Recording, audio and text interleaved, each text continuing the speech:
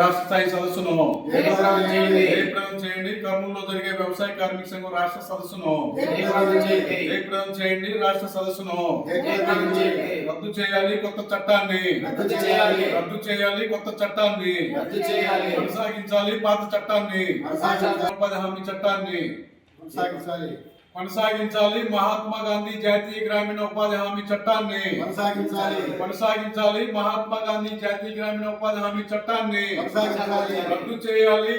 జీవి రామ్జీ పథకాన్ని రద్దు చేయాలి. కొత్త చట్టాన్ని రద్దు చేయాలి.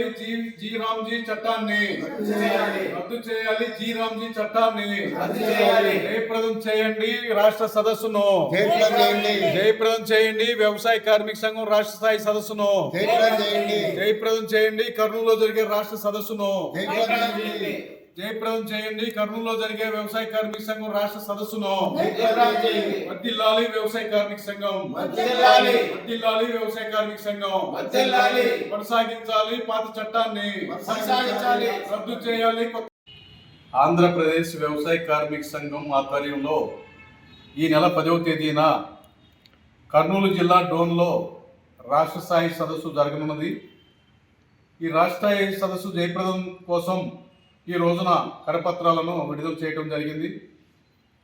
ముఖ్యంగా మహాత్మా గాంధీ జాతీయ గ్రామీణ ఉపాధి హామీ పథకాన్ని చట్టాన్ని కొనసాగించాలని, జీ రామ్జీ కొత్త చట్టాన్ని ఉపసంహరించాలని వ్యవసాయ కార్మిక సంఘం డిమాండ్ చేస్తుంది. పాత చట్టం ప్రకారం అయితే ఉపాధి కూలీలు ఎప్పుడు పని అడిగితే అప్పుడు పని కల్పించే విధంగా చట్టం చేయబడింది. వారికి పని అడిగే హక్కుని పాత చట్టంలో ఏర్పాటు చేయడం జరిగింది. ఈ రోజున కొత్త చట్టం చూసినట్లయితే ఉపాధి కార్మికులకు పని కావలసినప్పుడు పని చూపించకుండా, ప్రభుత్వం చెప్పినప్పుడు ఉపాధి కార్మికులు పనిచేసే విధంగా ఈ కొత్త చట్టంలో సవరణతో కొత్త చట్టాన్ని తీసుకురావడం జరిగింది. దీనివల్ల ఉపాధి కార్మికులకు తీవ్ర నష్టం వాటిల్లే ప్రమాదం ఉంది. కాబట్టి కొత్త చట్టాన్ని ఉపసంహరించి పాత చట్టాన్ని కొనసాగించాలని వ్యవసాయ కార్మిక సంఘం తరఫున డిమాండ్ చేస్తున్నాం. మన దేశ పిత మహాత్మా గాంధీ గారు దేశ స్వాతంత్ర పోరాటంలో కీలక పాత్ర పోషించినటువంటి మహాత్ముడు.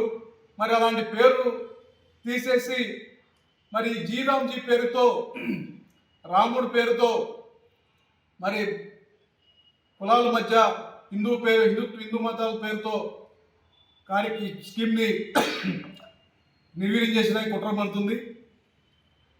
కొత్త చట్టాన్ని ఉపసంహరించాలని డిమాండ్ చేస్తున్నాం.